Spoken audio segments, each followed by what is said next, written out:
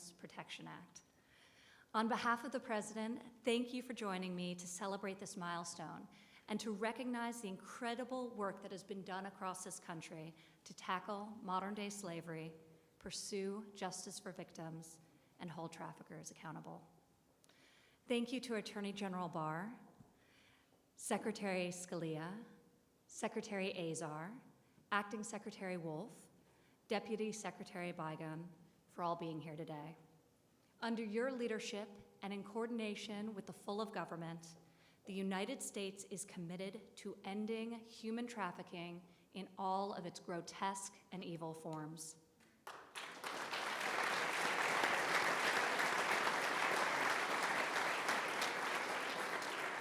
I'm also grateful to be joined by so many members of Congress and special guests, including Congressman Smith, Congresswoman Wagner. Yes. Please stand.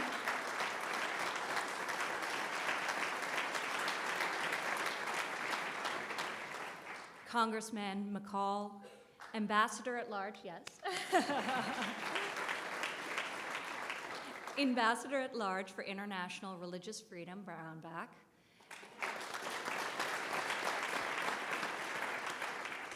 And U.S. Ambassador to the Holy See, Callista Gingrich. Thank you, Callista.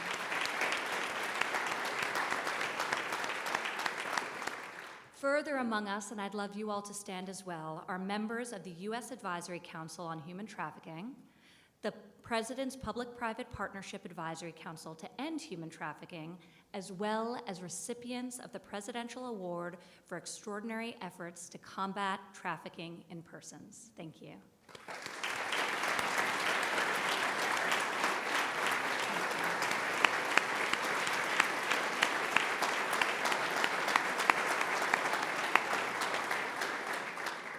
Each of you possess a wealth of knowledge and action-oriented approach that are invaluable resources in this fight against this crime and as we seek to best support survivors. Human trafficking is believed to be one of the largest criminal activities in the world, with an estimated 24.9 million people trapped in forced labor, domestic servitude, or commercial sex trafficking. It is also, sadly, one of the most lucrative illegal industries worldwide, generating over $150 billion in annual profit. This issue has no demographic limitations and exploits society's most vulnerable, often women and children, and particularly targets runaway and homeless youth. In 1983, Robert Fuller and Louis Malteris, two middle-aged men, both born with intellectual disabilities, were discovered working on a dairy farm in Chelsea, Michigan. Isolated from the world, these two men were working 17-hour days with no pay and living in squalor. They were hidden in plain sight. The ruling of United States versus Kobminski, as Robert and Lewis's case would come to be known, recognized that the U.S. involuntary servitude and slavery statutes were not sufficient in their scope, lacking necessary provisions to guarantee protections for these men and so many others. This case spurred what would become a national outcry for legislation to address modern-day slavery. In 2000, Congress responded. Under the leadership of former Senator Sam Brownback and Representative Chris Smith, whom you'll hear from shortly, Congress passed the monumental, bipartisan Trafficking Victims Protection Act. This landmark piece of legislation changed the landscape of the conversation around human trafficking and elevated the U.S. government's capabilities to combat this evil. The Tvpa created a number of protections for victims, ensuring that they had access to necessary services. It also sharpened prosecution capabilities, criminalizing a broader scope of human trafficking-related crimes and requiring convicted traffickers to provide full restitution to their victims. The Tvpa enhanced prevention efforts as well, creating for the first time in U.S. history an office to monitor and combat trafficking in persons within the State Department. The TIP office, currently led by Ambassador at Large John Richmond, is tasked with producing the annual Trafficking in Person report that serves as our key diplomatic tool to engage foreign governments on tackling this issue collectively. It goes without saying that the guests in this room at the Tvpa ushered in a new era in anti-trafficking work. Over the past 20 years, this legislation has shaped how our country pursues justice for victims, holds traffickers accountable, and prevents further cases of trafficking. So that brings us today.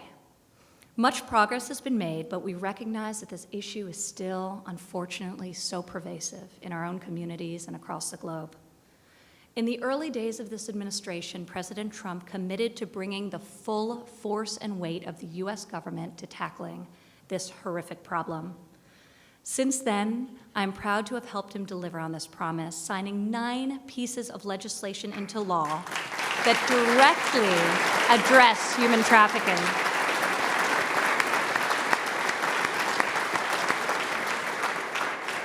And we're just getting started. These bills, amongst other things, expanded on the provisions of the Tvpa of 2000 to include required law enforcement victim training and HHS grants authority for academic institutions to educate teachers and students of signs of sex and labor trafficking, and so much more. In 2017, President Trump signed an executive order to dismantle transnational criminal organizations, including those trafficking human beings. This action elevated human trafficking as a national security issue, as traffickers' profits enrich their organizations at the expense of human lives. Further, the president has prioritized funding for anti-trafficking work, proposing a $42 million budget increase for 2021 that will enhance human trafficking investigations, prosecutions, and victim services.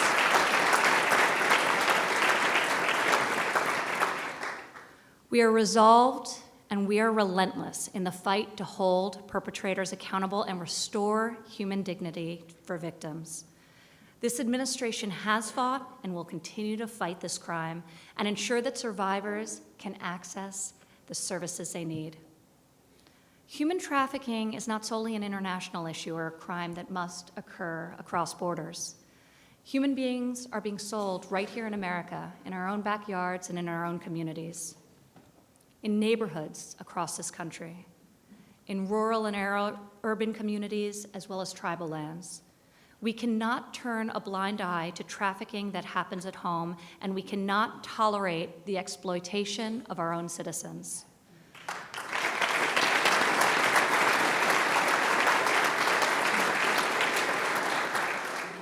The prevalence of domestic trafficking was brought to a new light for me on a recent visit to Atlanta. Facing one of the nation's highest rates of human trafficking, the city of Atlanta has taken big strides forward to equip survivors with long-term care and the skills they need to succeed as they begin to rebuild their lives. One of those facilities leading this effort in Atlanta is Wellspring Living, a nonprofit providing a path forward to survivors of domestic sex trafficking. Wellspring's motto is to live and dream again, a beautiful testament to what I witnessed that day. I met incredible, courageous women in Wellspring Living's Women's Academy, which is dedicated to helping survivors attain skills for their GED, an apprenticeship, and a future career. A few of those ladies join us here today, including Jessica Hamlin. Jessica's story is one of remarkable transformation. Jessica shared with me her very personal and heartbreaking experience of being trafficked for sex domestically after surviving childhood abuse, losing custody of her children, and facing serious challenges with drug addiction herself. Despite all this, Jessica recently completed an apprenticeship at Delta Airlines, regained custody of her beautiful, sweet daughter, who I had the honor of meeting that day in Atlanta, and now works full-time for the city. Her resilience is inspiring, and I would be honored if Jessica would come up and say just a few words.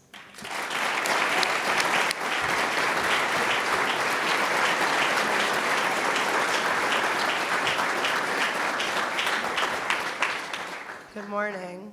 My name is Jessica Hamlin, and I am a resilient and creative woman who is here to share a story of hope. My life didn't start out looking very hopeful. Actually, I was born into a situation that set me up for failure. At the age of 8, I was introduced to drugs and was exploited at the age of 12.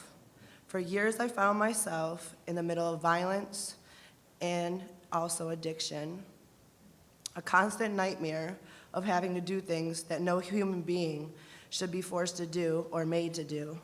I thought this was just the way that life was supposed to be, until about 5 years ago. I met a woman named Tammy, a Delta flight attendant, who has worked with women inside the jail where I was incarcerated. Tammy realized I was a victim and not a criminal, but I was facing 25 years in prison. And after 2 years of fighting for me, the judge, as well as the statewide prosecutor, was able to say that they agreed to send me to a program so that I could have a chance at life. A constant nightmare of having to do these things had me feeling as if I was never going to have a chance at life. I couldn't believe that Wellspring was going to be able to accept me after doing an interview with them. We applied and I got in. I think I cried the whole day. I couldn't believe there was a way out and there could be hope for me. Getting into Wellspring was easy, staying was hard, really hard. I packed my bags about 7 different times and said I couldn't do this, or maybe I should just go. But I didn't. I didn't leave at all. My program coordinator, Andrea Hipwell,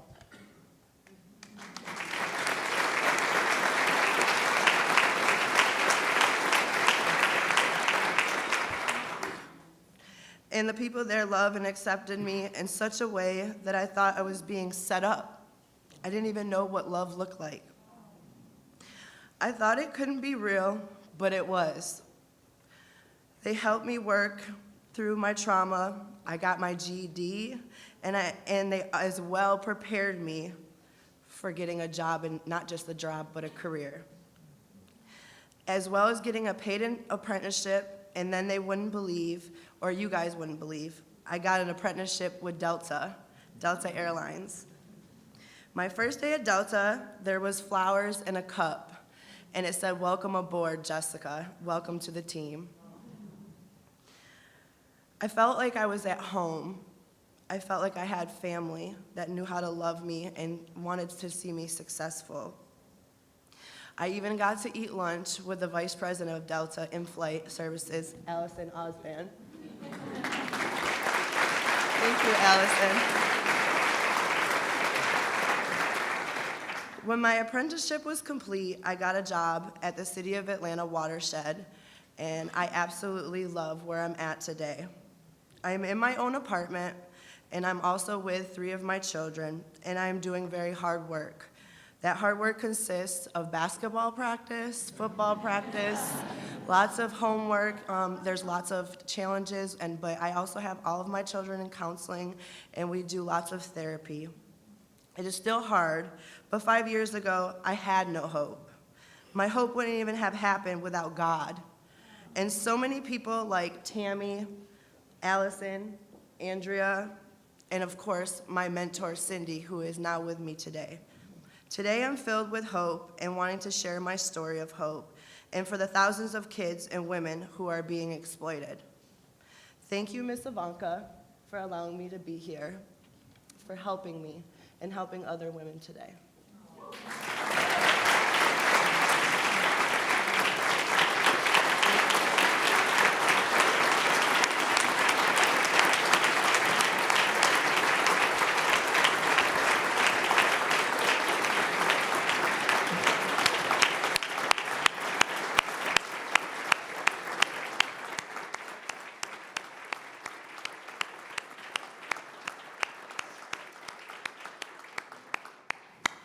Jessica, you have shown courage and resilience that few of us will ever know, and we are so grateful for you being here and sharing your very powerful voice with all of us today. So thank you.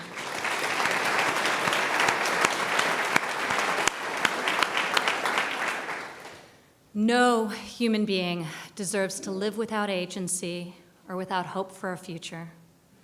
So let us recognize the vigorous work of all those who bring us to this point in history. As a nation, we have taken great strides in combating modern-day slavery, but there's still so much more left to do. We must continue our efforts, and we will be successful in ending this evil scourge.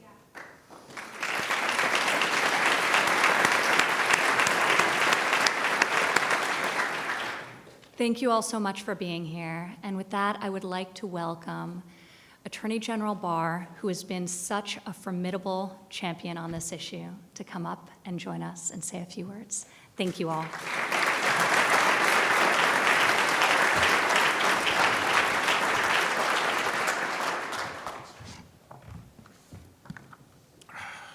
Thank you, Ivanka, and thank you for your energetic leadership on this issue and for hosting this important summit this morning. Good morning, everyone.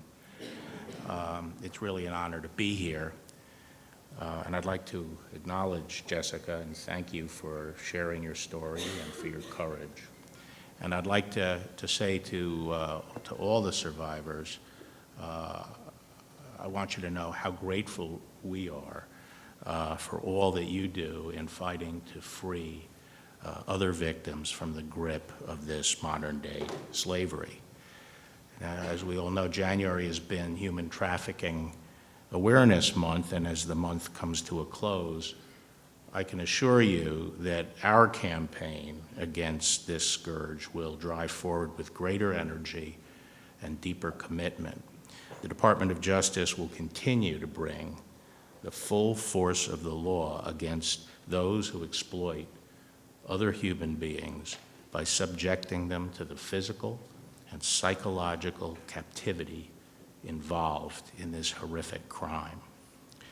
Now, human trafficking is, we all know, modern-day slavery, and it is a crime of exploitation. It comes in innumerable forms, and it involves no single type of victim. Sometimes those who are abused are homeless. Sometimes they're undocumented aliens or runaway children, or they are people who have become addicted to drugs, or just simply impressionable minors.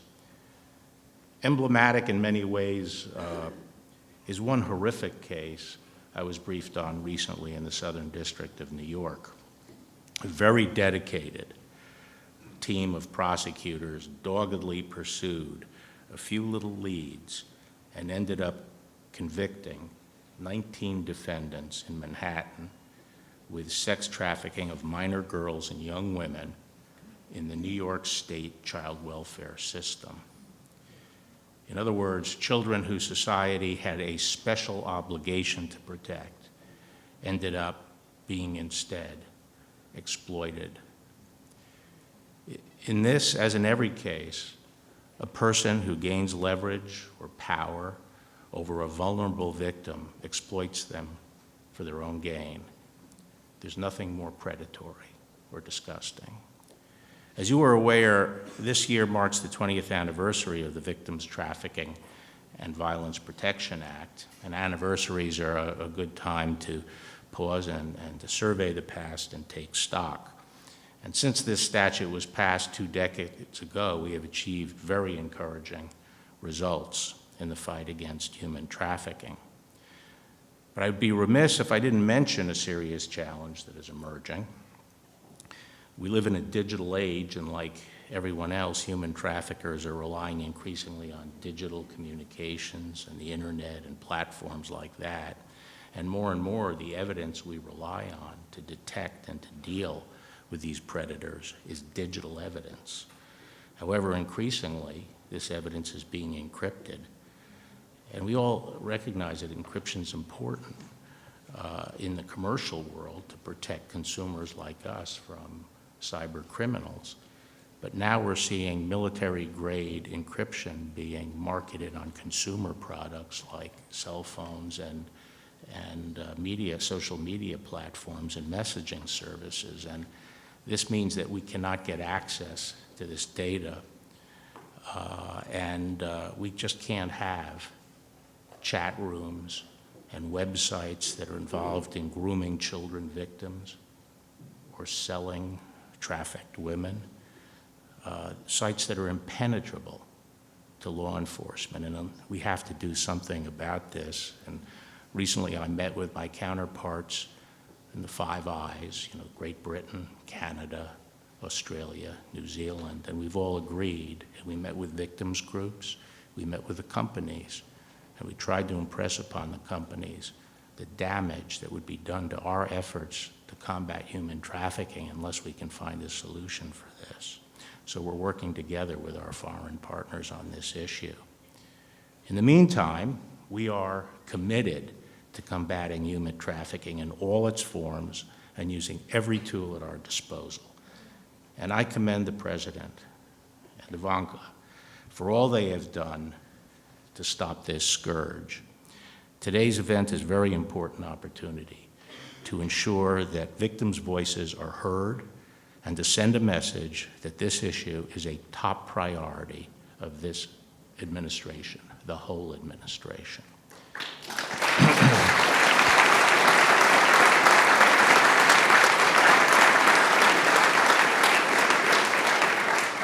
I appreciate the opportunity to be here today and to pledge to you that the Department of Justice will do everything in our power to continue bringing human traffickers to justice. Thank you.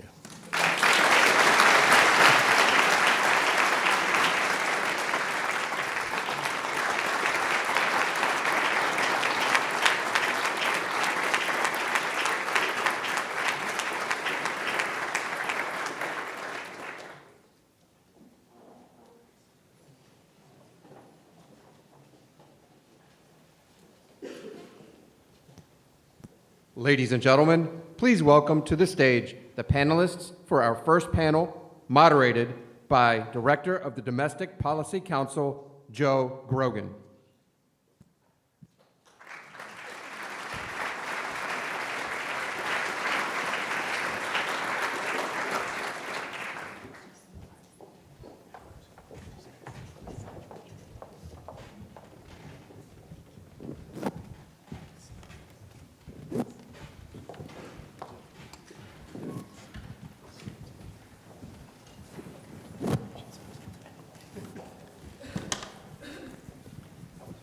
So this is an extraordinary panel, actually, because of the wide range of expertise and perspective that we've got here. We've got tribal, state government affairs, law enforcement at the local level, and people who can share the fight against human trafficking and what they're doing from across the spectrum.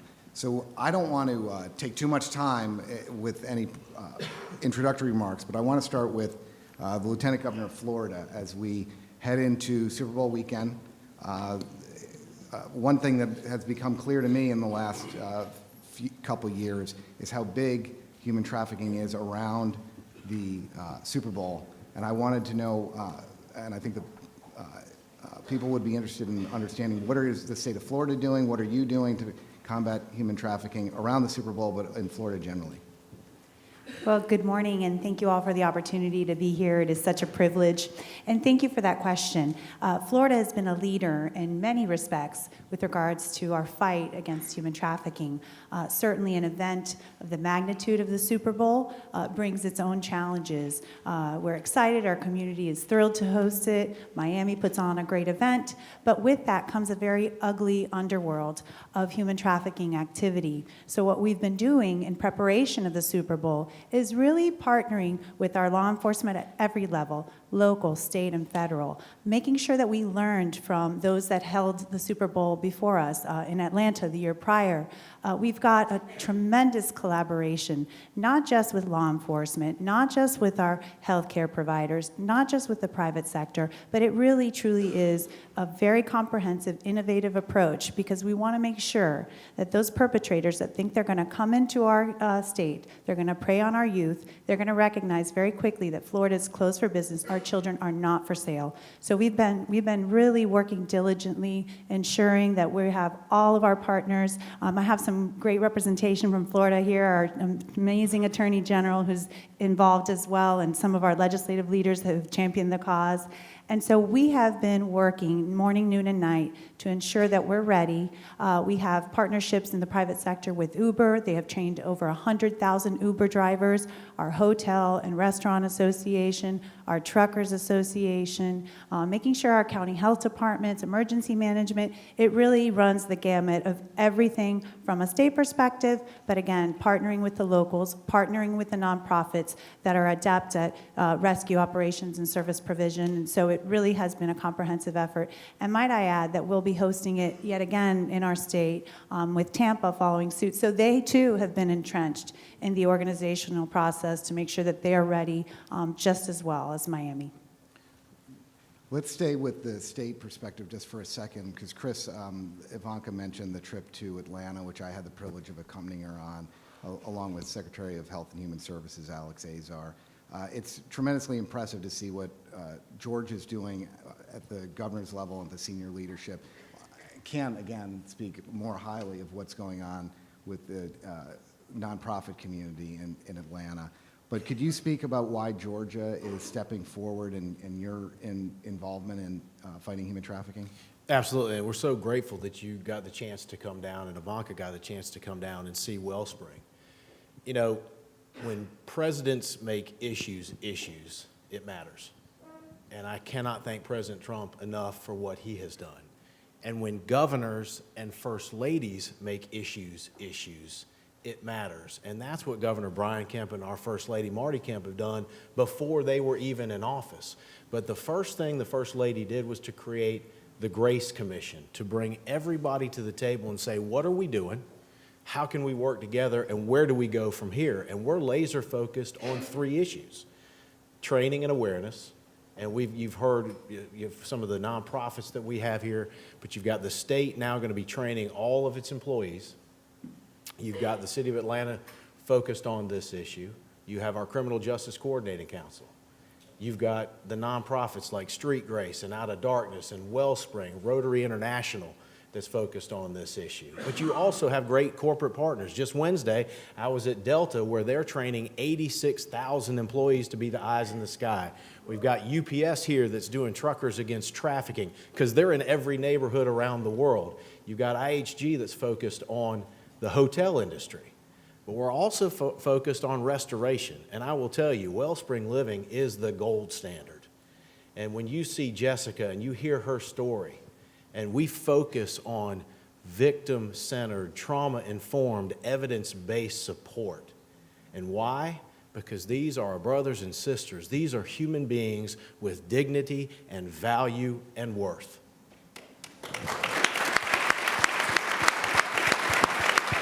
And I'll be quick, but you have to go after those who are buying and selling our children for sex.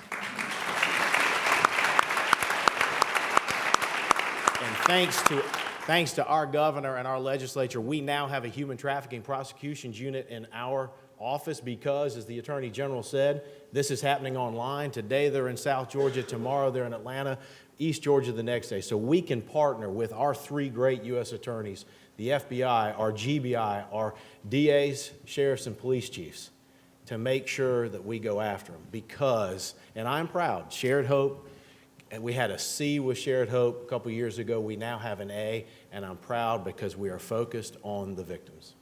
Great.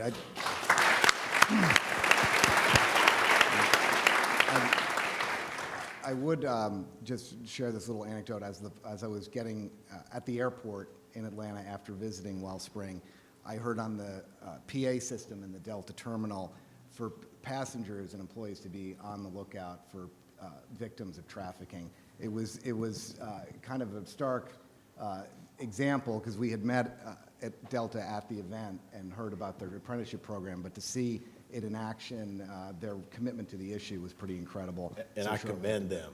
They do it on the train, voice of God, and some great messaging as well. So I'm gonna jump to the sheriff for a second, because you opened the prosecution door, and I'd like to understand from you, Sheriff, what are you doing at the local level? have you seen any changes over the past, over your career and how we confront this issue?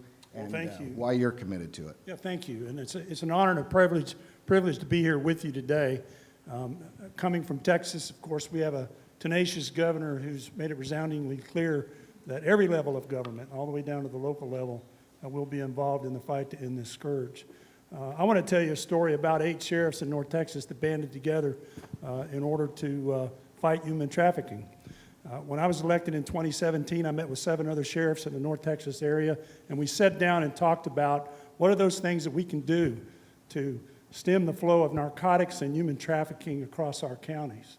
And what we came up with is, first of all, listen, we understand that what happens here is the very same transnational criminal enterprises and gangs that are trafficking narcotics, these are the people that are trafficking humans. These are the people that are continually victimize and drug addict these victims in order to control them. We also understand that as sheriffs, that the one advantage we have is jurisdiction over long pieces of road in our counties. So what we did was we decided to band together, to sign an agreement with one another that extends the jurisdiction of our deputies into each other's counties. You don't see that done very often. And what happened was we took specially trained deputies who were trained to detect those indicators for human trafficking and narcotics, and we turned them loose. And I'm happy to tell you that in just 2 years, what they've been able to accomplish is they have seized tons of narcotics and dangerous drugs, millions of dollars, weapons and ammunition are being smuggled south, destined for Mexico. They've recovered almost 100 stolen motor vehicles. They've discovered loads of human cargo in commercial motor vehicles, 18-wheelers, and most importantly, they've rescued children. I want to tell you 2 quick stories about that. One of our deputies northwest of Fort Worth, late at night, stopped a vehicle with a 15-year-old girl in the back seat of a vehicle occupied by 2 middle-aged men who did not know her name. And she did not know theirs. And she had been reported missing by her parents the week before in San Antonio. We had another case in which one of our interdiction deputies out east of Dallas on the interstate made a traffic stop and discovered that the woman driving the car was wanted for capital murder in Los Angeles. He arrested her. There was a 5-year-old in the vehicle. She murdered a man 2 days before in Los Angeles and kidnapped his 5-year-old son. And we successfully rescued that child. All of this makes it worth for us. All we have to do is one time look in the face of a human trafficking victim or someone who's sexually exploited, and for law enforcement, it makes it all perfect. So from the local level, what I see is where in the past, perhaps, maybe that county was that sheriff's domain. We've decided that that's a day gone by. My brother and sister sheriffs across Texas, Governor Abbott and the legislature have passed laws that now allow us to work across county lines that are even not contiguous in these types of matters, and we're taking advantage of it, and we're going to continue the good fight on the open road. Thank you.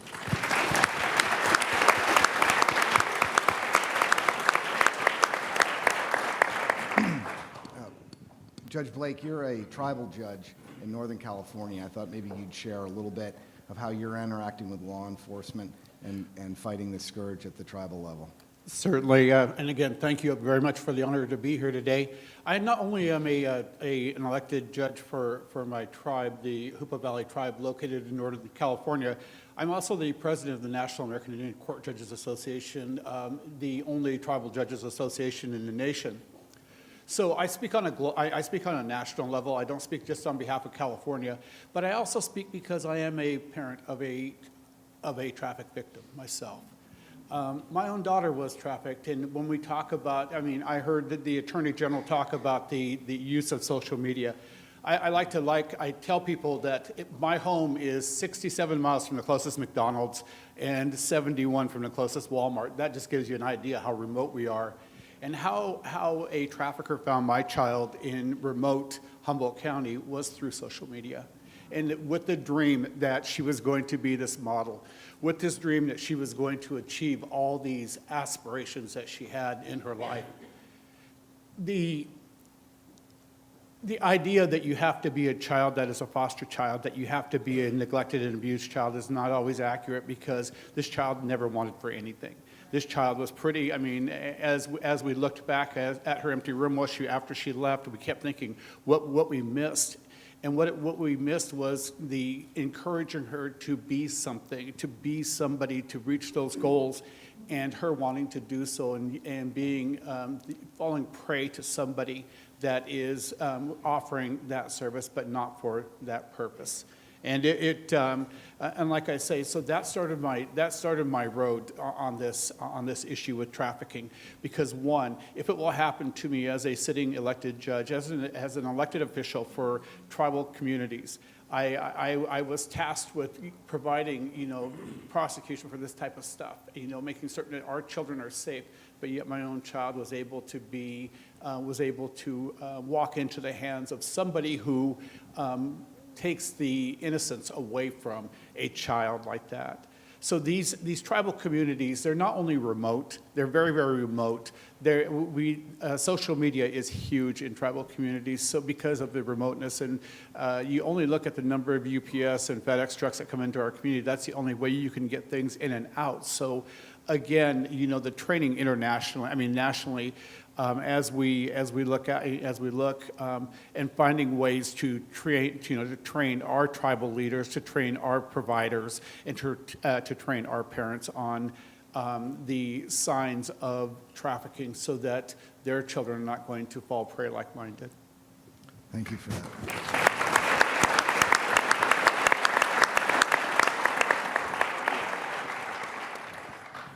Amy Loudenbeck, you're a state representative in Wisconsin, and you've authored a number of bills to combat human trafficking. Can you talk a little bit about what drew you to this area, and then what you see in achieving success? How are you doing it among your fellow state representatives? Well, thank you for the question and for the opportunity to be here. What got me interested was the Shared Hope report. In 2011, when I was first elected, Wisconsin had a D, and we, in my office, decided to team up with our Attorney General at the time, J.B. Van Hollen, and do a rigorous review of their recommendations and modernize our statutes, provide the tools for law enforcement. We did an omnibus bill my first session. We did another omnibus bill my second session, focusing on tools for law enforcement, the racketeering procedures, all of those other things, and really managed to chip away and raise our grade. Then I started to work with our Department of Children and Families, working with some of the federal standards that were coming down, but to get some data collected to start screening foster youth and youth that were referred to CPS for human trafficking. None of that existed, and so the categories, really getting that in the wheelhouse so we could get the policies and get the data. I also transitioned from that into really looking at vulnerable youth and what we could do to protect vulnerable youth in Wisconsin, meeting with stakeholders, learning that access to things like work or mental health and shelter, if you don't have parents that are willing to support you, is impossible. So, I support parents' rights, and I understand that good parents are going to be engaged with their student, but we used to require a work permit until you were 18 in Wisconsin. Now we've rolled that back to 16 for the reason that, a 16 and a 17-year-old that is having to choose between supporting themselves by selling themselves for sex or survival sex or other illegal activity, including labor trafficking for low wages, not appropriate work conditions. Those things were happening. And so now they can elect to go out and get a job on their own volition, and they don't need to sign a permit and pay $10 so the government can tell them that that's a good thing, because either a parent can tell them that or they can make that decision for themselves at that point. And so those were some really important things that we looked at. Mental health, same thing. If I want to get mental health services in my school, we spend a ton of money putting mental health into schools and trying to support opportunities for these kids to get help. And if you don't have a parent to support you to get that one-on-one counseling, you're not going to be able to access it. So we created some emergency procedures so that for 30 days you could get counseling and find a way through the courts to get yourself that access. And so really kind of looking along the spectrum, our score is now a B. We're still looking at the shared hope recommendations, but we also know that, you know, Wisconsin is unique, as are all states, in how we need to look at this.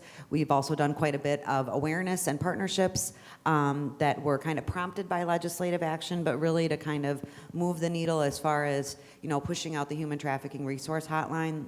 That was something that involved, once we started to do that, all of the resource providers, all of the protocols from law enforcement needed to come together before we really pushed it out. So it was something that, you know, it was leadership from myself and others, but really kind of encompassed all the boots on the ground people. That was really, really, I think, a pivotal piece to build off of for future outreach efforts. So what we're doing going forward is continuing to listen and continuing to monitor. Some of that data is just becoming available from the laws that I passed in 2015 and 16 to actually give us something to look at. So that's exciting. Thank you.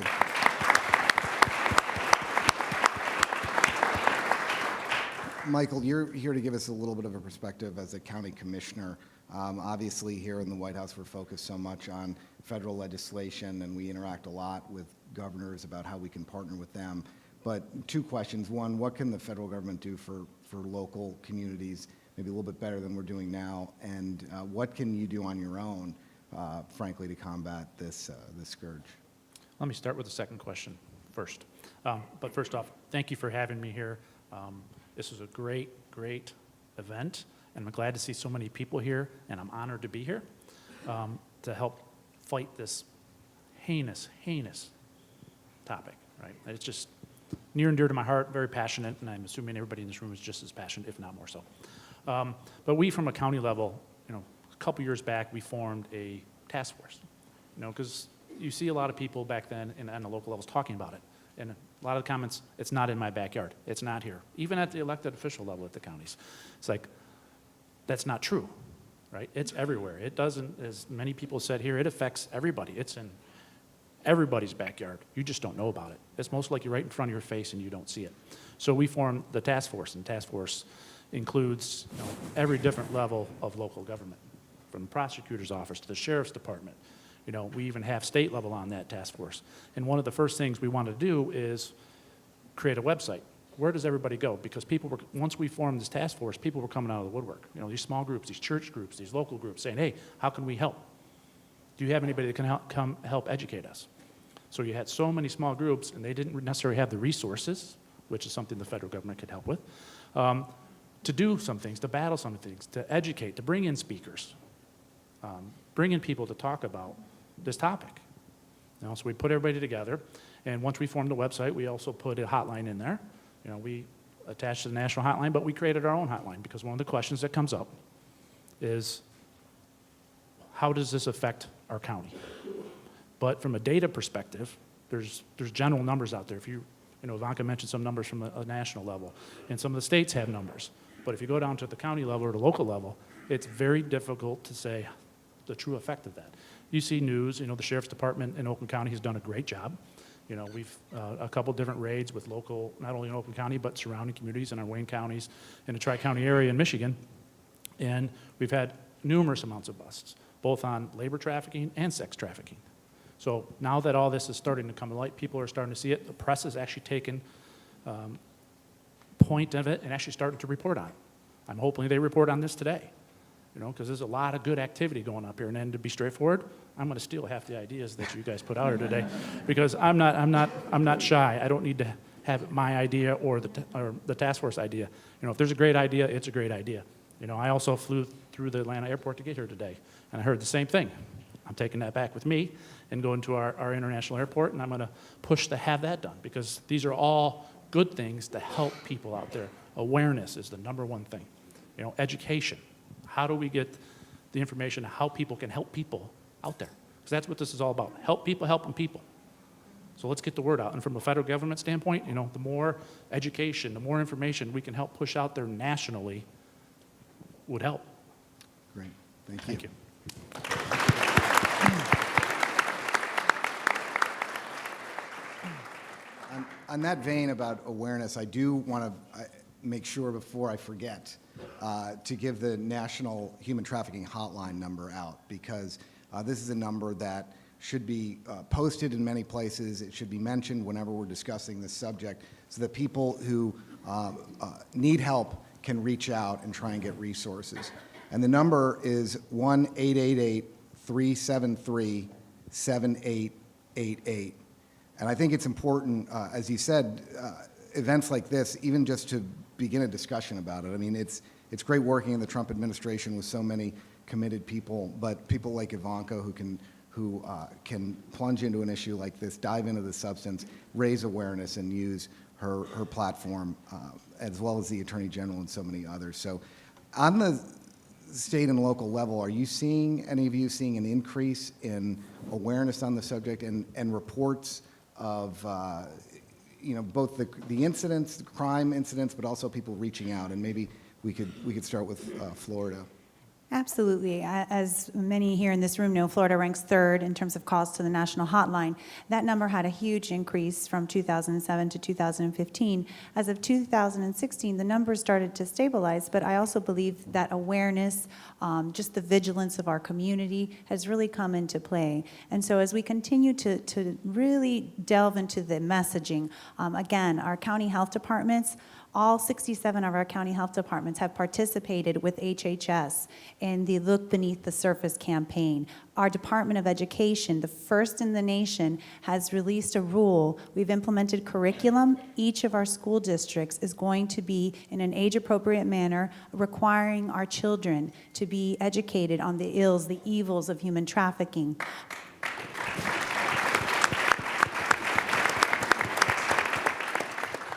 Our statewide council on human trafficking, which is led by our Attorney General, continues to find ways to develop creative solutions with law enforcement and other partners in the fight. This is truly a battle, and what I continue to stress each and every day, and the Super Bowl has given us a great platform to do it, but what I continue to stress is that this is a problem that we are plagued with 365 days a year, and each and every one of us can make a difference. Thank you.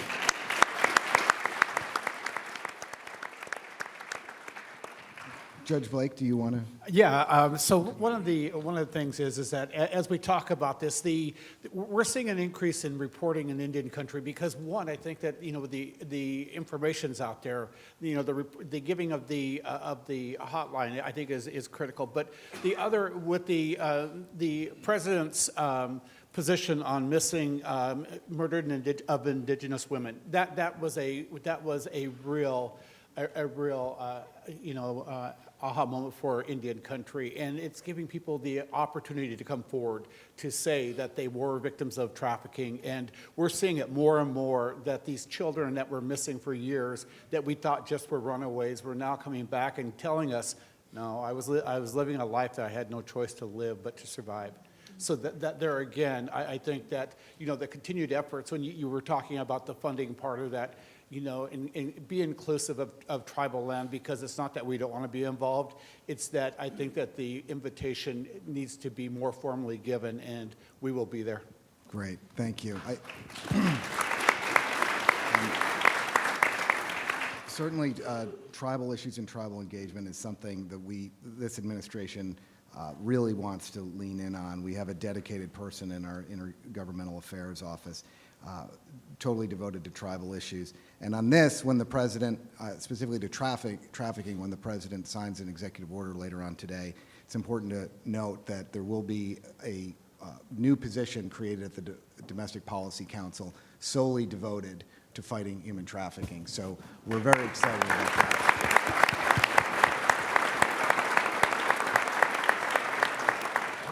that. That person, while they'll be in the Domestic Policy Council, consistent with the way the president runs his White House, will be working cross-functionally with anybody and any agency who wants to fight this issue. It's Ivanka's team, it's the National Economic Council, it's the National Security Council, it's anybody who wants to step forward and volunteer to help, because this is a huge problem that requires all of government, including our international partners. It's great to see Ambassador Brownback, our two wonderful ambassadors in the front row here, And I just want to say from a personal perspective how deeply moving it is for me to work on these issues.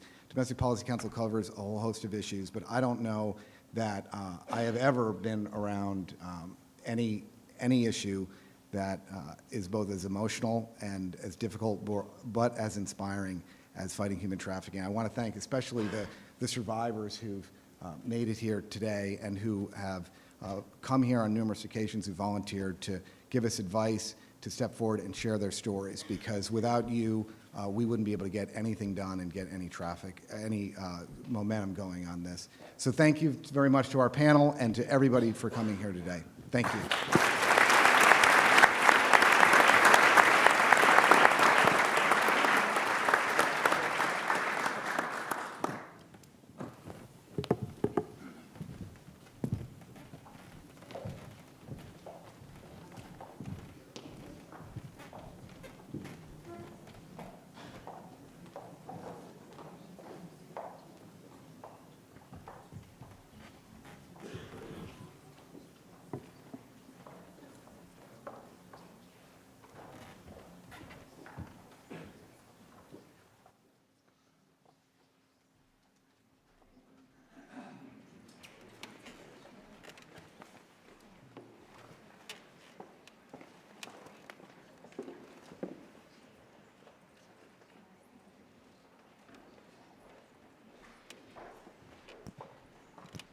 Please welcome to the stage Ambassador Callista Gingrich.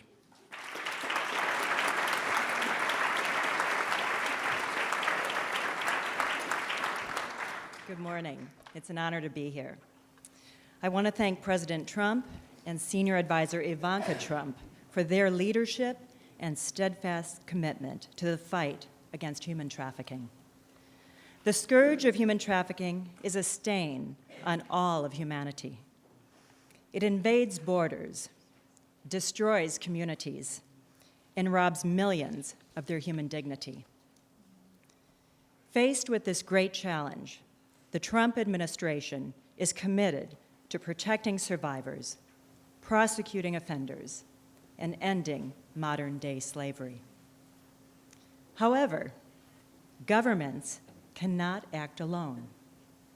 Human trafficking is a global crisis and requires global solutions across all sectors of society. Partnerships with faith-based organizations are critical in turning the tide. Faith-based organizations serve as lifelines for some of the most vulnerable people on the planet, including victims of human trafficking. They have an unrivaled ability to build trust with survivors and to provide care and rehabilitation. Like the United States, the Holy See understands and appreciates the powerful role of faith-based organizations in eradicating modern-day slavery. Indeed, Catholic organizations are among some of America's best partners in this endeavor. The U.S. Embassy to the Holy See works with the global network of the Catholic Church, which extends to more than 1.3 billion people worldwide. For example, as an embassy, we promote and support the courageous work of Catholic sisters. Our grants have funded anti-trafficking programs for women religious in 36 countries. Recently, we established an anti-trafficking training course for a global organization called Talitha Kum. Talitha Kum is comprised of over 2,000 Catholic sisters in 92 countries, all working to combat human trafficking. Faith-based organizations like Talitha Kum are on the ground in nearly every country in the world, including the United States. They work tirelessly to save women, men, and children from horrific fates. And they are key partners for federal and state law enforcement agencies, braving the omnipresent threat of criminal and terrorist organizations that profit from this global crime. Together, law enforcement agencies and faith-based organizations help facilitate victim recovery, reintegration, and criminal prosecution. Here in the United States, the Department of Homeland Security and the FBI have strong partnerships with Catholic service organizations to provide safe havens for victims. And internationally, the United States and the Holy See are members of the Santa Marta Group, an organization comprised of law enforcement officials, Catholic bishops, women religious, and civil society leaders that work together to develop victim-centered approaches to end human trafficking. As you leave today with renewed dedication and resolve, I encourage you to explore opportunities to collaborate with faith-based organizations across all faiths in the fight against modern-day slavery. In this regard, the U.S. Embassy to the Holy See will continue to work diligently with the Vatican to eradicate human trafficking. Together, we can save lives and end this horrific injustice. Thank you.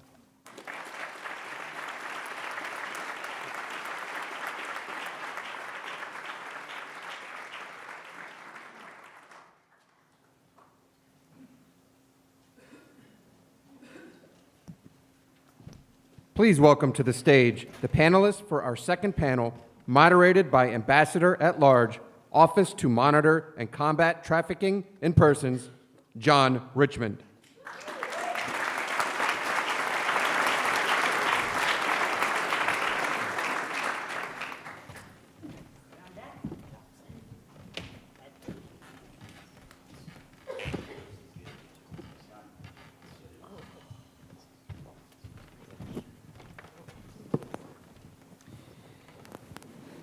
Well, this morning we do have the incredible privilege of hearing from several members of Congress, leaders who have helped create the massive shift in the legal landscape around the world, establishing a comprehensive trafficking in persons law, our Trafficking Victims Protection Act, the 20th anniversary of which is this year, which is what is bringing us all together. It defined human trafficking to include both labor trafficking as well as sex trafficking. It includes trafficking offenses against children and adults. It makes sure that we're thinking about both domestic and international trafficking and dispels some common myths, like the idea that trafficking involves the movement of people. It doesn't require the movement. It just requires coercion. This is a crime that there's something we can do about. I'm grateful that the law gave us the 3P paradigm that we still use today, this idea of prosecution, protection, and prevention. Three inextricably important and mutually reinforcing ideas that help us in this fight. So with this incredible panel, let me start with Congressman Smith. Congressman, you were one of the earliest champions of the bill, and you introduced the bill that ultimately became the Trafficking Victims Protection Act. I'd love for you to tell us what was going on in the late 90s. What prompted you to be an early champion of this work? And how has the Trafficking in Persons report that was created and mandated by the law that you helped champion making an impact around the world? Mr. Ambassador, thank you so very much, and thank you for so faithfully implementing the law and doing above and beyond what was even articulated in the statute and statutes that followed. You know, I've been in Congress now 40 years, and in 1982, I introduced my first anti-trafficking resolution targeted at the Soviet Union. The use of gulag labor there was horrific. Commissioner Von Raab, who was then the Customs Commissioner, had a number of products that he wanted to put an import ban on. So I did a resolution that passed in the House. A few years later, Frank Wolf and I went to Perm Camp 35, the infamous gulag where such great people like Natan Sharansky had spent so many years of their life. But again, the gulag system was all over the Soviet Union, and exporting of those products was occurring. A couple years later, after Tiananmen Square, Frank Wolf and I again went to a prison camp in China and saw 40 Tiananmen Square activists under the false banner of reform through labor, forced labor, making goods that came to our markets, including jelly shoes, which were very popular then, socks. We came back with samples, got an import ban on that. A couple of years later, In 1996, I introduced comprehensive legislation on child labor. And unfortunately, it had the same template that we put into the TPVA, and that is name names and then sanction those countries that either do not enforce a law or if they don't have a law at all on child labor. I had Kathy Lee Gifford testify at one of the hearings. She had products in Central America that were, unfortunately, the result of child labor being sold in our stores. Next, 2 years later, we got the bill passed in the House, failed in the Senate, never took it up. Great people like Michael Horowitz came into my office. We had great meetings. What an advocate he is and was for human trafficking. My staffers, David Abramowitz on the Democrat side, and Joseph Reese, who was our first ambassador to East Timor. We worked on legislation to finally say, enough. We're going to combat trafficking here, overseas. We will also make it a whole of government, so nobody is excluded in the government, and have real penalties up to life imprisonment for anybody who exploits a child and anybody through force, fraud, or coercion hurts a woman or a man, but sex trafficking is obviously one of the major focuses. As Kalitza said so well, you know, there are about 5 million women, and mostly women and children, who are sex trafficked, about 20 million, according to the ILO, who are trafficked because of labor, and of course there's an intermingling so very often. But the legislation was very hard to get passed. The previous administration then did not want the tip report, which you do great work in putting together so that the 3 Ps, the narrative on each and every country, says how they're doing on prevention, prosecution, and protection, with a set of recommendations that follow as well. They said just put it into the human rights report, the country reports on human rights practices, which would have been a step. We said absolutely not. My friend over here, Sam Brownback, took the bill up on the Senate side, his own bill, and we did a merge-purge at the end. But it was against serious odds. That administration did not want to have sanctions. Sanctions are embedded in the bill, as you know so well. It covers everything, and it's making a difference. There were times when the tip report was less than stellar, 2015 in particular, but you have done a magnificent job. It is the gold standard, and I know for a fact, because you do as well, we meet with delegations all the time. They don't want to be on Tier 3. They don't want to be shamed for their egregious complicity in human trafficking, sex or labor, and they want to be above that. Plus, there's this sanctions piece. So I want to thank you again for what you have done. There's so much more to be done. Finally, government to NGOs, and the NGOs have been indispensable in all of this. Secretary, or I should say Ambassador Gingrich, thank you for the faith-based emphasis you have made, because that, I think, is indispensable to ending this terrible plague. And we've had Delta Airlines testify at hearings. They're doing a tremendous job. But the private partnership now, you know, just yesterday, Deb, who was here, she did a tremendous work, it is doing a tremendous work, as is Homeland Security, on training people to be situationally aware. R.W. Barnabas and Hackensack Meridian, 2 large networks in my state, are training their healthcare workers. And we know from the 2014 Laura Lederer study, and I'll finish on this, they've made it very clear that 90% of all the victims of sex trafficking go to a healthcare facility. 63% go to an emergency room. So if you have healthcare professionals who are situationally aware, and we need to share this as you are with other overseas partners as well, there is a point of contact for victim identification, God willing, intervention, and then on to the road to recovery. So thank you.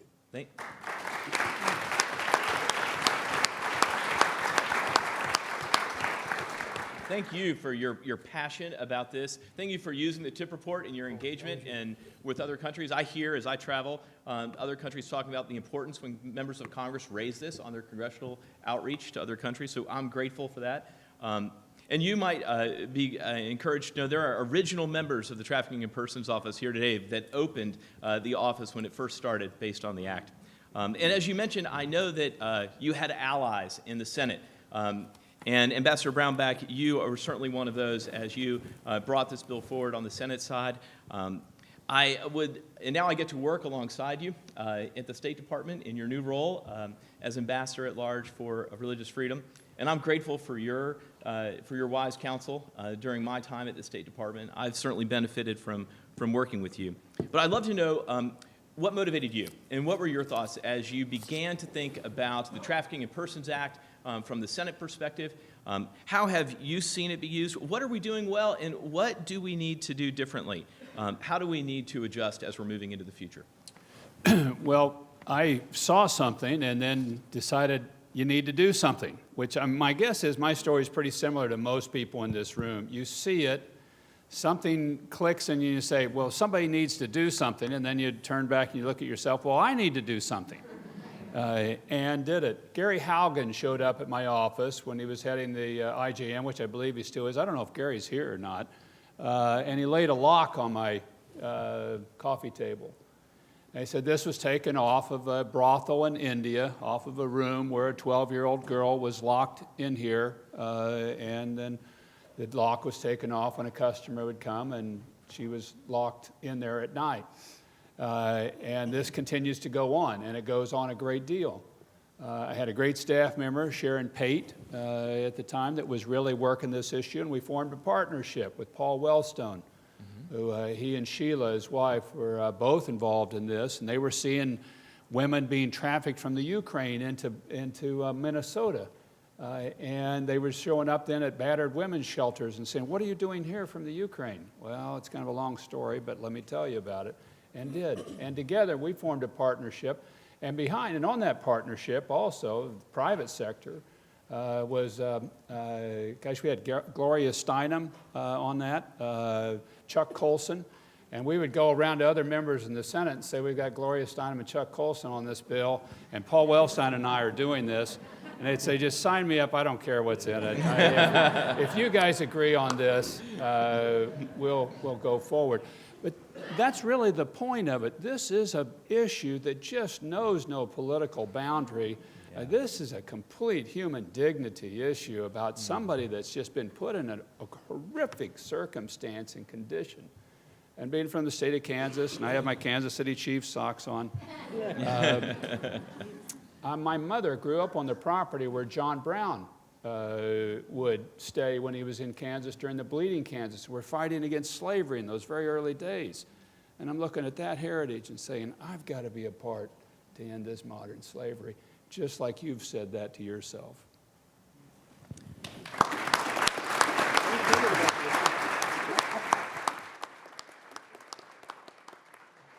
Well, I'm certainly grateful, and I appreciate you highlighting the bipartisan nature of this bill as it's gone through. And as one thing we've seen over the last 20 years is that there has been a grand consensus across the political aisle regarding this important issue.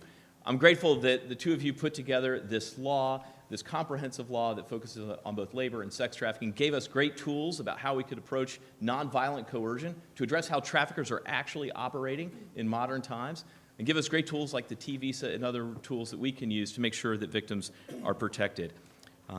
Let me shift to Congressman McCall. You have served as the chairman of the House Homeland Security Committee. Now you're the lead Republican on the House Foreign Affairs Committee. You're working both domestically as well as internationally on this. I know you've just proposed a new piece of legislation, the Leveraging Information for Foreign Traffickers Act, the LIFT Act, I think it's being called. Would love to hear more about that and how you see the role of the U.S. Advisory Council and survivors that are here today, but also survivors around the country and around the world, and how they speak into this issue. What needs to be done as we look into the future? Well, thank you, Ambassador, and thanks for having me, and thanks for your service, and Ambassador and Congressman Ted Poe, who was on Foreign Affairs, did so much on trafficking issues. It's good to see you again. I think my journey started, I was a federal prosecutor for about 10 years, and then Cornyn's Deputy Attorney General, we started the Internet Crimes Against Children unit to catch predators online.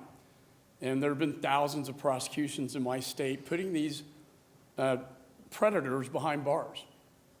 And that's a real positive thing. That was back in 2002, but since I became chairman, when I was chairman of Homeland, we had the Blue campaign in the Department of Homeland Security. I see some out in the audience. We authorize that into law to raise public awareness on the issue, because what we found is that most people in the country were not even aware this was happening.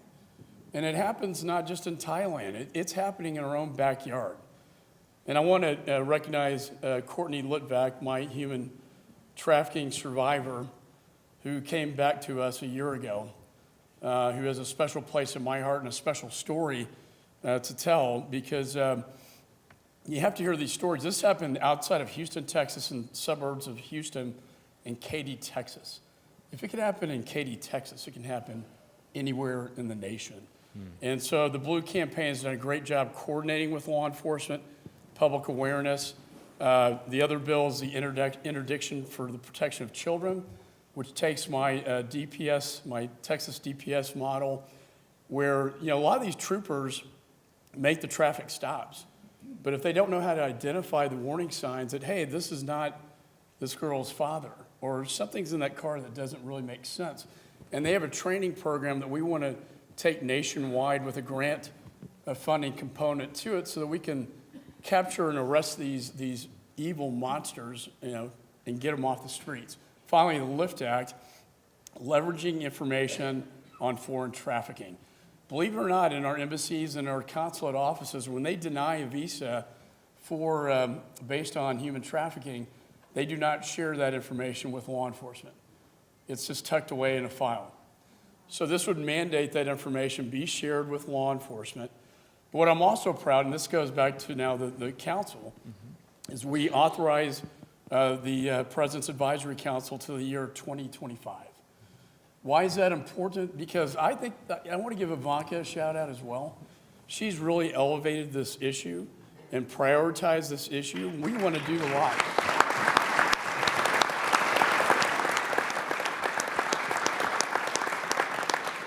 We want to make this council really mean something, not only for the executive branch, but for policymakers in the Congress, so we can get the advice. And I've learned so much from just Courtney about the process and how it works.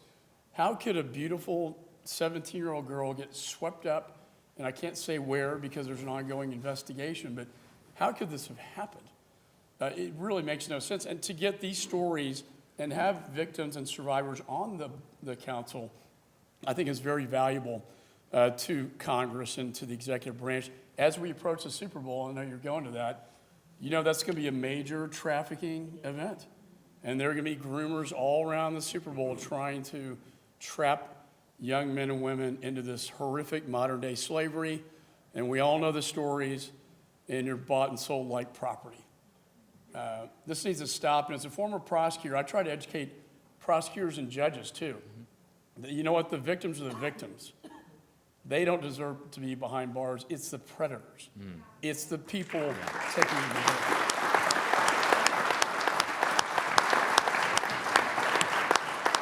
And they need to be behind bars for a very, very long time.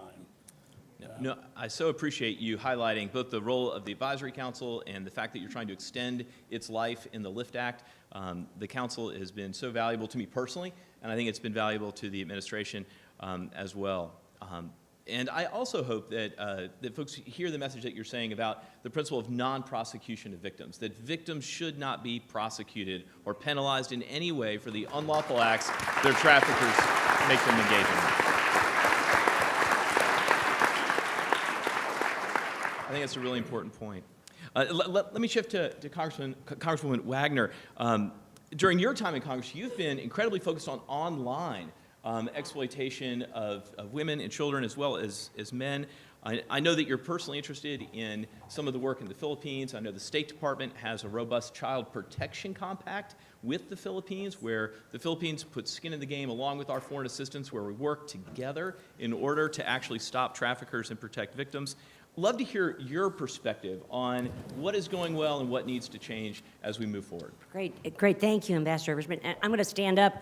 I've got a long flight ahead of me and stretch my legs for a minute. But and I want to see all the survivors, all the NGOs, all the advocacy groups that just lift us up. To be here on the 20th anniversary of Tvpa, Chris Smith, my ranking member, Mike Call, and and Tvpa, I stand on your shoulders. This is only my 8th year in Congress, not 40th, 8th year in Congress. And the TVPA is so important. I got really passionate about human trafficking and labor trafficking that was going on, sex trafficking and labor trafficking, during my very first TIP report as a U.S. ambassador in Western Europe.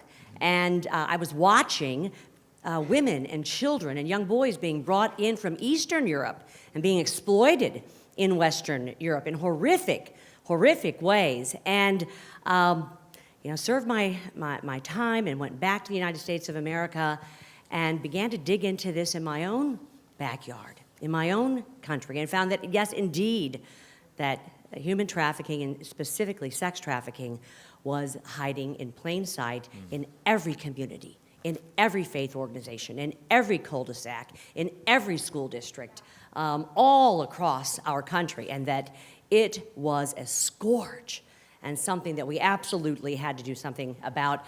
I tell you what you all are doing with the TIP report in terms of the compact is fantastic in the Philippines and online. It's been expanded, I know, to Peru and Ghana, Jamaica. I want to see it grow, so more and more. But my passion is to go after those predators online. I'm probably best known for the authorship and the passing of FOSTA, the Fight Online Sex Trafficking Act. Yes, yes. You all know, you were there. They said it couldn't be done, and we did it. It was a life's work. I have to say, it truly is. To be able to give tools and resources to our law enforcement and prosecutors that allow them to go through the sex trafficking statutes and the prostitution statutes to fight this criminal enterprise. It allows justice for our victims at last, and it did something they said could never be done, which was to go in, and Congressman Poe knows, to go in and amend the Communications Decency Act, Section 230, to make Congress's intent very, very clear. We never meant through the CDA to make the internet an red light district. If it is a crime offline, it is a crime online. Period. Full stop. So it's been now, President Trump, and with the help of Ivanka and so many others, the president signed this into law in April of 2018. So it's been about a year and a half, and the disruption has been amazing in a good way. We brought down Backpage.com with a 93-count indictment. Over 60% of, many just pulled down their internet sites as a deterrent factor, which is what we knew it would do, for fear of prosecution. But we've disrupted over 60% year to year. A lot of what's being posted right now are kind of duplicates and spam and scam type of things. But you can go to childsafe.ai to see some of the inroads that we've made over this time period here. So I'm excited about that work and what you all did to make that happen. And my next crusade is end-to-end encryption. And I know the Attorney General talked about it, yes. And we talked about it, Ambassador, at our DHS conference. I had, and I'm just going to call it out because, as Kevin and others know, I just do. And I had the opportunity at a hearing in financial services to speak and question Mr. Zuckerberg, Facebook. 90% of the online sexual, pornographic, horrific, exploitive images are on Facebook and their platforms. 12 million, in fact, in 2018. And to say something positive, at the time, they reported those 12 million. They reported those 12 million horrific, awful images.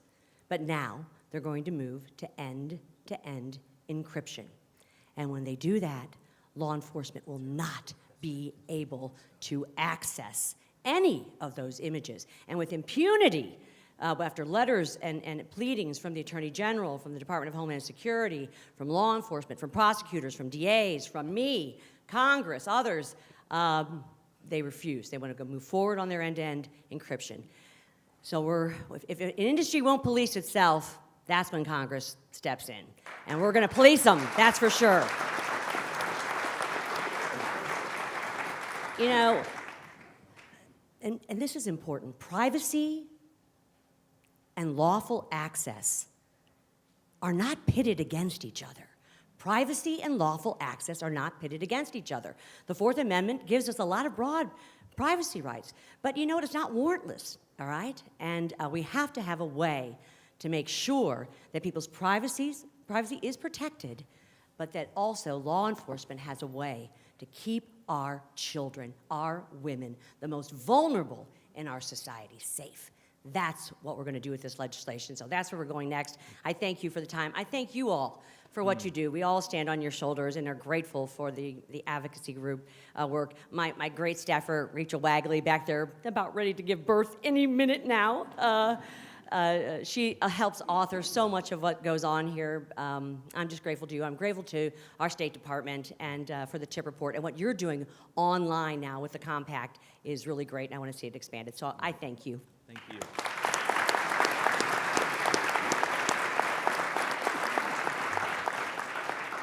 Well, I can't tell you how much a treat it is for me to actually reverse roles. I'm used to getting asked questions by members of Congress, and now I get to actually ask you all, so it's a treat for me. I can tell you that a lot has been accomplished on the Hill, and we're grateful for the legislation that's been provided.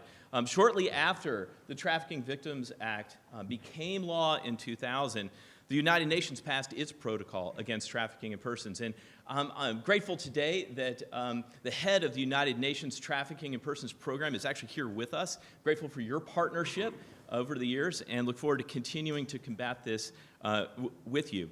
It's one of the most widely adopted international protocols. There's over 175 countries that have signed up.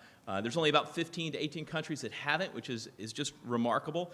And since then, we've had over 150 governments around the world have followed the United States and passed trafficking in persons laws, comprehensive laws.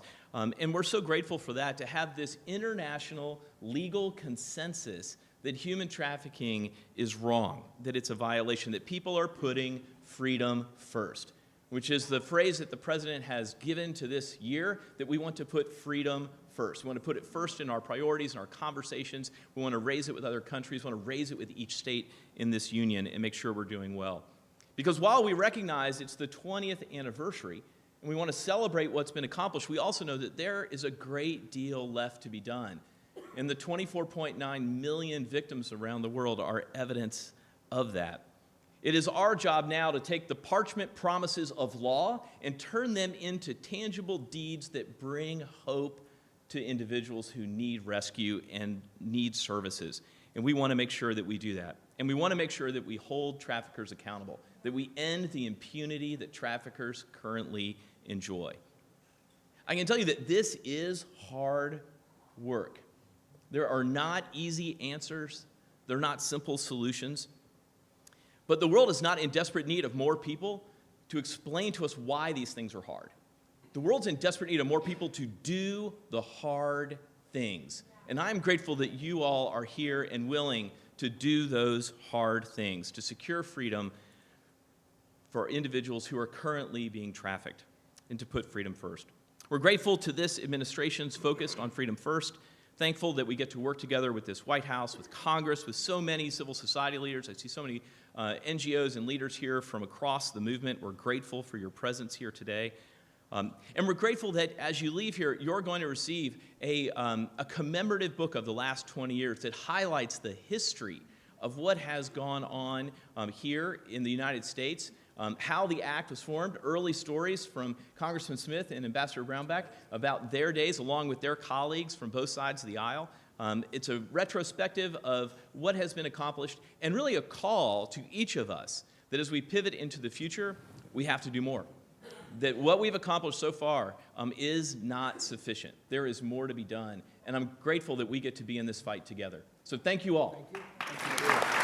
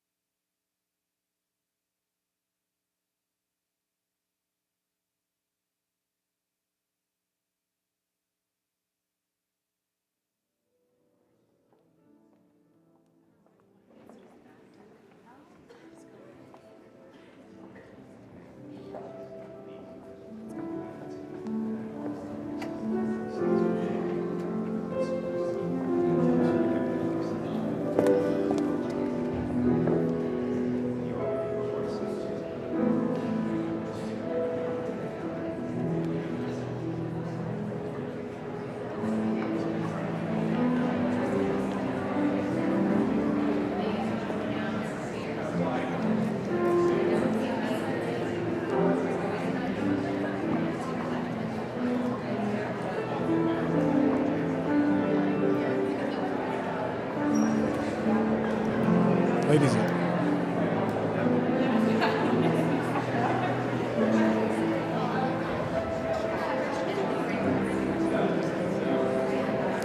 and gentlemen, there is a 5-minute break. Ladies and gentlemen, there is a 5-minute break.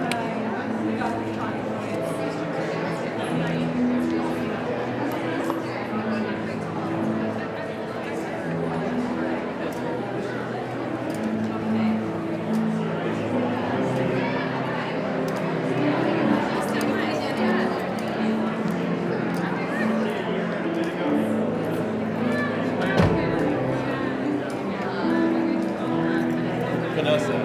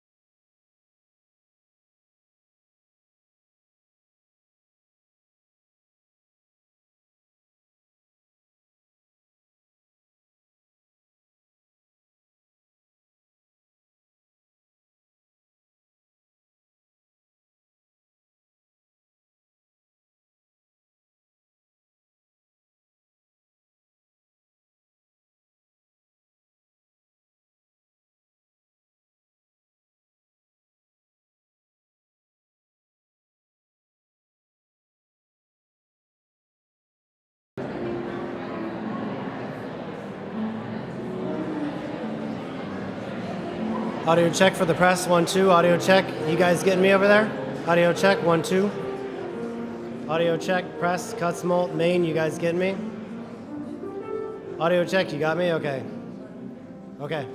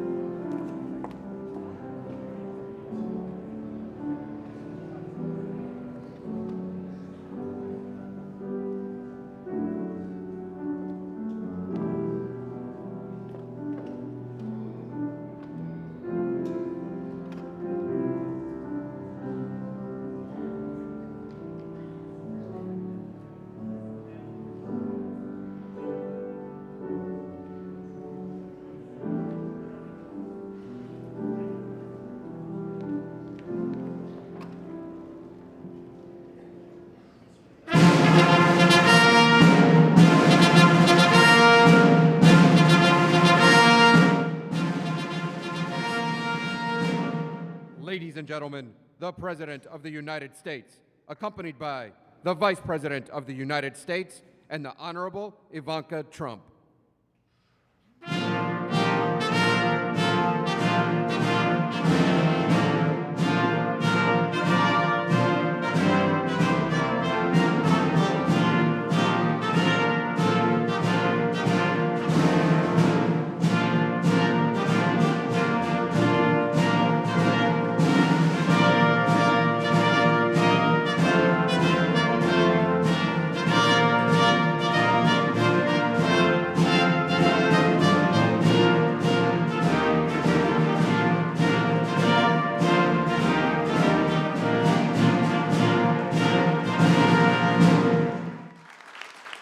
Well, thank you very much, please. Thank you.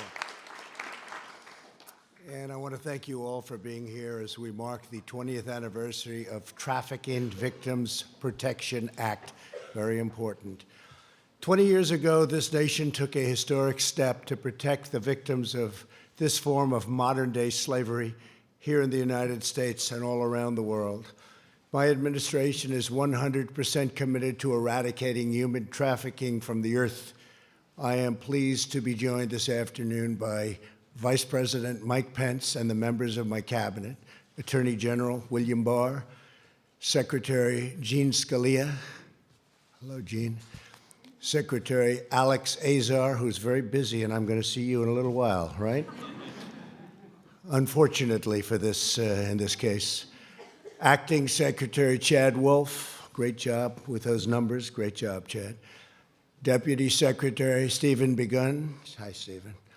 And thanks also to Representatives Chris Smith, Ann Wagner, Michael McCall, and Chip Roy for being with us. Thank you very much.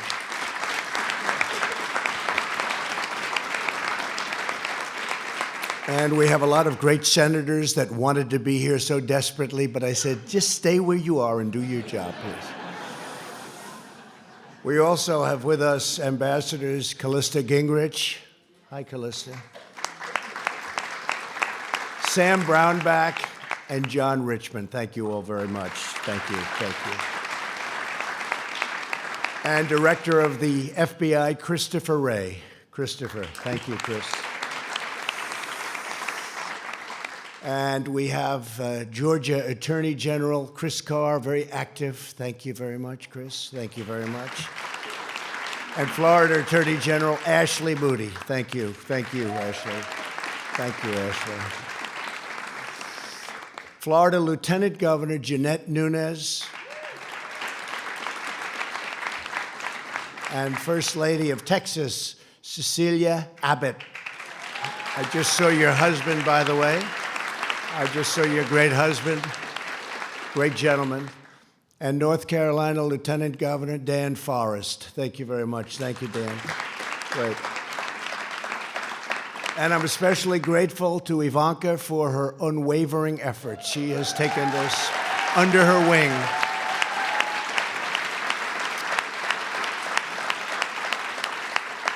Thank you very much. Thank you, honey. Ivanka's been a champion for administrative and legislative actions to combat human trafficking and a true heart. She has, this issue has been so important to her. This and making sure people are ready to work. And she's now created over 15 million jobs for the people of our country. One of the reasons our unemployment numbers are the best ever. 15 million. And I would say that this issue may be closest to her heart because of the level of evil that you would never believe is even possible in a modern age. The level of evil is incredible. So I want to just thank Ivanka for both of the things that you're really focused on. Thank you very much, honey. Appreciate it. 15 million jobs. It was going to be 500,000. Daddy, I think we can do 500,000. Within about a week, she broke that, and now she's up to 15 million jobs. It's a fantastic thing. I'm not surprised, Mike. We're not surprised. We're also honored to have with us several extraordinary survivors of human trafficking, and I want to thank you all for being here, and you'll come up when we sign, and it's going to be my great honor to say hello and shake your hand. And your courage really inspires us all. I want to just let you know that. As the men and women in this room know human trafficking is a problem everywhere, worldwide problem. Human trafficking is worse than ever before, and that's because of the internet. I've heard from Bill Barr and I've heard from others that the internet has caused lots of good things to happen and lots of really bad things, and this is probably the worst of the bad things, and it's an incredible thing. An estimated 25 million people around the world today are being held captive, manipulated, and abused by human traffickers. In 2018 alone, the National Human Trafficking Hotline identified over 23,000 human trafficking victims in the United States. 65% of these victims were women. More than 1 in 5 were children. Human traffickers prey on their most vulnerable citizens and people. They're vicious, they're violent. My administration is fighting these monsters, persecuting and prosecuting them, and locking them away for a very, very long time. We've had a tremendous track record, the best track record in a long time. We are dismantling the criminal organizations that make large-scale human trafficking possible. In my first month in office, I instructed federal agencies to go out and just do what you have to do. All federal departments are doing what they do to identify and destroy these groups, and we are destroying a lot of them. Unfortunately, they come back very quickly in a different form. In 2018, the Department of Justice shut down the leading site for online sex trafficking. The DOJ prosecuted a number of violent crimes that now is a record number. In the last 3 years, ICE has arrested over 5,000 human traffickers, and I want to thank ICE. They have been incredible. These are great, great people. Great people. They're tough, they're brave, and they love our country. Overseas, we've also seen historic progress, incredible progress, working with us and using our intelligence with them. When I took office, ISIS controlled over 20,000 square miles of territory and perpetrated some of the most heinous forms of human trafficking anywhere in the world. As you know, we've totally defeated the ISIS caliphate in Syria and Iraq, and it's 100%. We have thousands and thousands of prisoners, ISIS prisoners, and it's really been something that's been rather incredible, and we did that rather quickly, because when we came in as an administration, it was all over, and we have 100% of the caliphate. They're bloodthirsty, they're horrible. The founder and leader, al-Baghdadi, who was trying to rebuild ISIS, is now dead. We got him, and that was a big thing. That was a big thing and not an easy thing. He was hiding, and they've been after him for 15 years, but we got him. My administration is putting unprecedented pressure on traffickers at home and abroad, and we are freeing innocent victims at every single turn. I was proud to be the first commander-in-chief to attend a meeting of the President's Interagency Task Force established by the Trafficking Victims Protection Act of 2000. In November, I was also the first president to sign an executive order to establish a task force on missing and murdered American Indians and Alaska Natives. Just signed it. And this has a very special focus on women and girls. That's an incredible thing that's been happening, but we just signed it. I've signed 9 pieces of bipartisan legislation aimed specifically at combating human trafficking domestically and around the globe. And in 2018, I signed legislation strengthening the Department of Homeland Security's Blue Campaign, which unified the department's fight against this crisis and increasing public awareness every single day. We have signed more legislation on human trafficking by far than any other administration has even thought about. We enacted bills, thank you.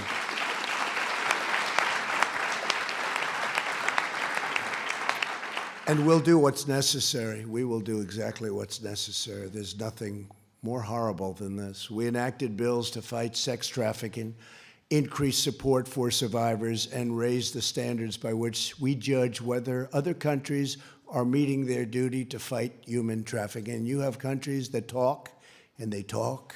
They're like politicians in Washington. They keep talking. They do nothing about it. They do nothing about it. And we spend a lot of money on these other countries, and we're not sending it, and we let them know if they're not going to be doing their job. They don't, in some cases, probably want to do their job, and that's a pretty bad thing. We've authorized $430 million to fight sex and labor trafficking. And with the help of the State Department, I have held foreign governments accountable for failing to address human trafficking by imposing restrictions on foreign assistance, and very powerful restrictions.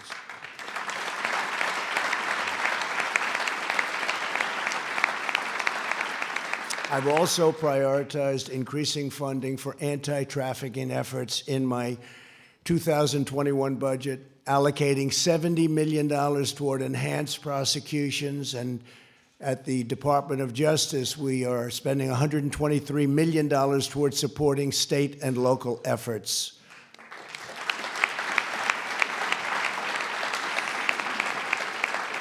And this is all new funding, and these funds will directly benefit those on the front lines who are tasked with bringing down the perpetrators of this terrible crime.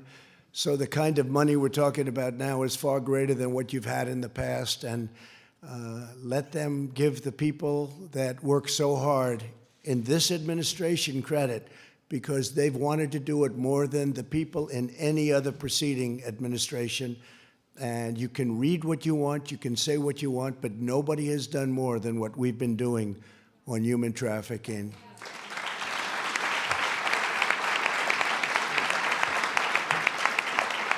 So today, on the last day of this year's National Slavery and Human Trafficking Prevention Month, I will take another very decisive action.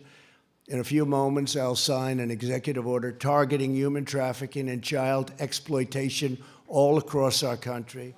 This order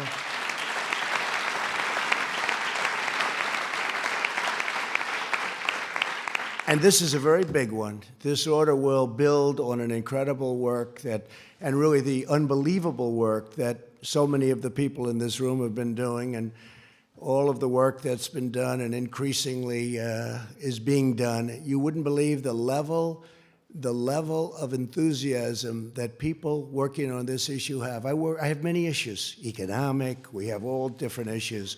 I have never seen such enthusiasm for a single issue as I have for human trafficking. And I have to say that starts with Bill Barr and Chris Wray, the FBI.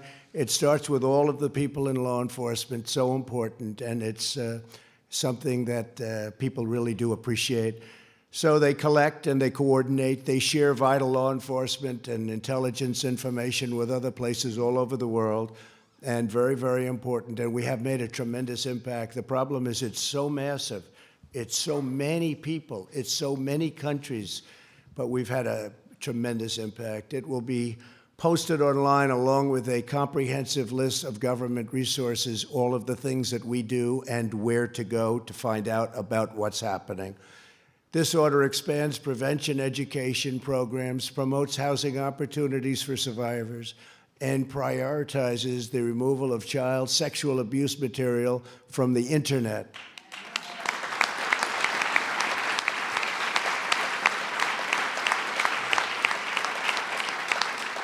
And furthermore, it takes the vital step of designating a full-time position here at the White House dedicated solely to combating human trafficking, so people know how important it is.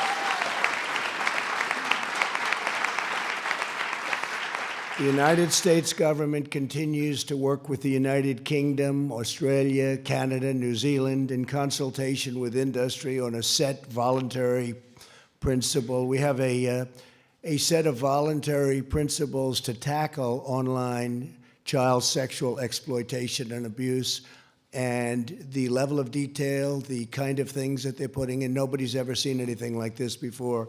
The people that are working on it do it with incredible heart and love, and they want something to happen. They don't want to be wasting time like people have been wasting for many years, even people in this position. They've been wasting time and not a lot of money, I have to tell you. They haven't spent, as you know, they haven't been spending a lot of money. We're now spending a lot of money. We look forward to launching these principles in the coming months, and we will not rest until we've stopped every last human trafficker and liberated every last survivor.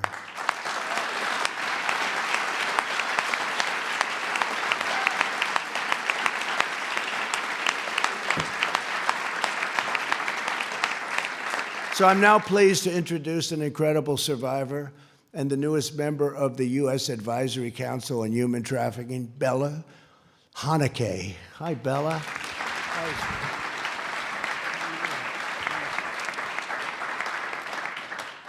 Good afternoon. My name is Bella Hunake. Thank you, President Trump, Ms. Ivanka Trump, in the White House for organizing this important event. It is truly a great honor to be here to celebrate the 20th anniversary of the Trafficking Victims Protection Act. At age 13, I was brought into this country. I survived trafficking along with 19 other girls. Afterwards, I was placed in foster care. But this negative experience in my past should not wholly define who I am today.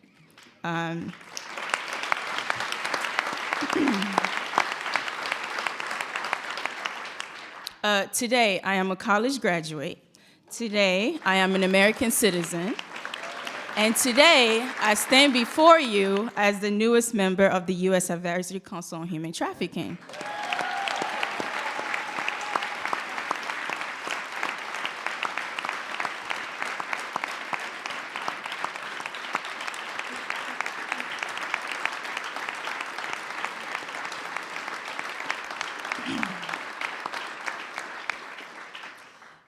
The council is composed of survivor leaders who bring their experience and expertise to advise and provide recommendations to the President's task force to monitor and combat trafficking in persons. We represent a diverse range of backgrounds and experiences, and we're sincerely grateful to this administration for appointing our current 8 members to support federal government efforts to prevent and improve trafficking programs and policies. We view the existence of this council as a victory for trafficking survivors in the federal government. This council is a model for survivor empowerment and survivor-centered approaches that other countries, states, and localities may learn from and adapt. This council shows in real and tangible ways how survivors can positively impact and inform anti-trafficking efforts at the highest levels of government. To truly be survivor-centered and informed means to not only prioritize survivors' needs or wishes and service delivery, it must also include meaningful collaboration with survivors to inform the design and implementation of the very policies and programs that affect them. No survivors should ever be viewed by their trafficking or lived experiences alone. We acknowledge the great strides the federal government has made in the last 20 years to combat trafficking, as well as that of other stakeholders. We look forward to continuing to advise and collaborate with the task force to realize the goals of the Tvpa, and we encourage all of you to view our 2020 annual report, which will be released this April. Thank you very much for the opportunity to be here today. And to end, I would like to share a statement and a quote from our council's chair, the Honorable Judge Lone Robert. This is to the victims and survivors out there. It's never been your fault no matter what, so let go of that toxic shame. It doesn't belong to you. You are never too old, too lost, or too broken to begin healing today. Hope is key, and even if it starts out as small as a mustard seed, nurture hope. It'll save you. And most importantly, you're not alone. You're not alone. You're not alone. Thank you, and God bless America. Thank you, Dana.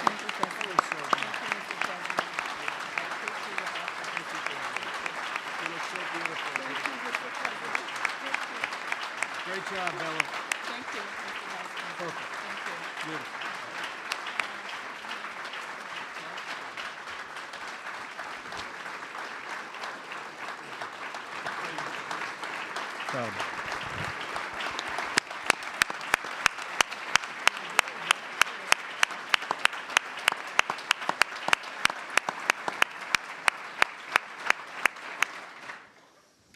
Mr. President, Attorney General Barr, members of the council, Ivanka, cabinet secretaries, members of our diplomatic corps, including Ambassador Gingrich, distinguished members of Congress who've worked on this issue for so many years with such heart and compassion, members of the law enforcement community and faith leaders, and most especially Bella and the courageous survivors who join us here today. It is an honor to be with you on this historic day.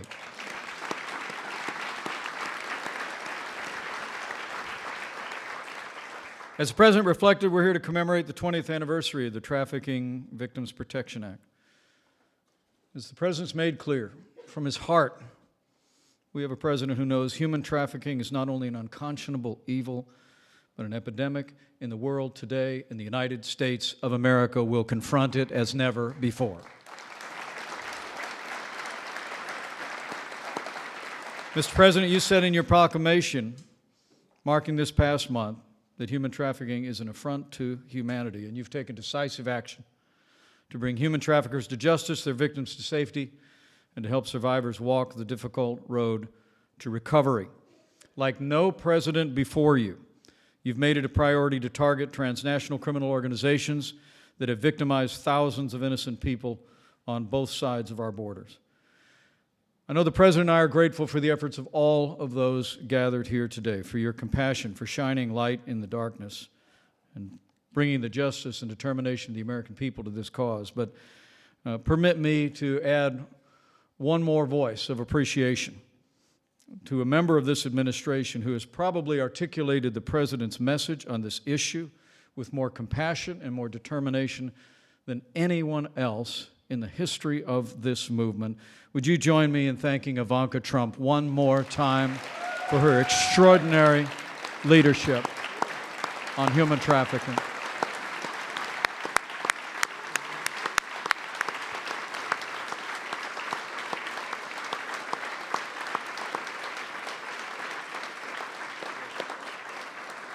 Mr. President, the order you're about to sign will impact the federal response across our government and empower the agencies so well represented here to have even more tools to combat the scourge of human trafficking. It will improve the way law enforcement, federal agencies gather information. It will also make it easier for the American people to partner with this administration and with law enforcement in combating human trafficking.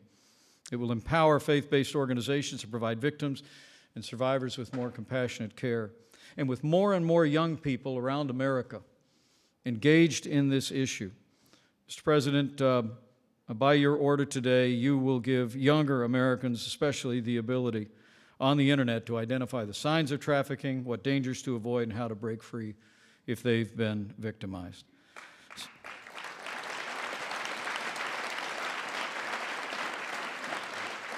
Our founding documents attest that we believe that every person is endowed by our Creator with certain inalienable rights: life, liberty, and the pursuit of happiness. And today, with the compassion and determination of all of those gathered here, Mr. President, you again show the American people's commitment to the justice and dignity and worth of every person. And we thank you for your leadership and compassion.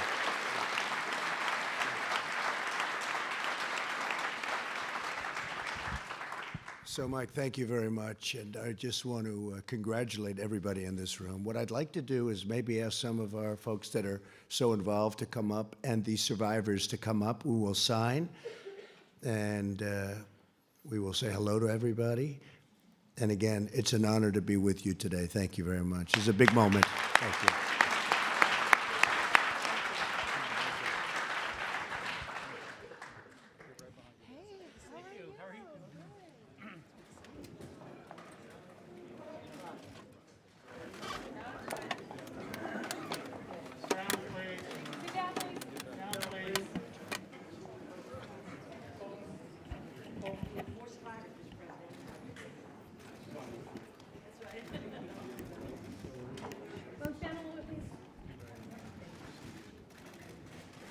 Phones down, phones down. Phones down. Phones down.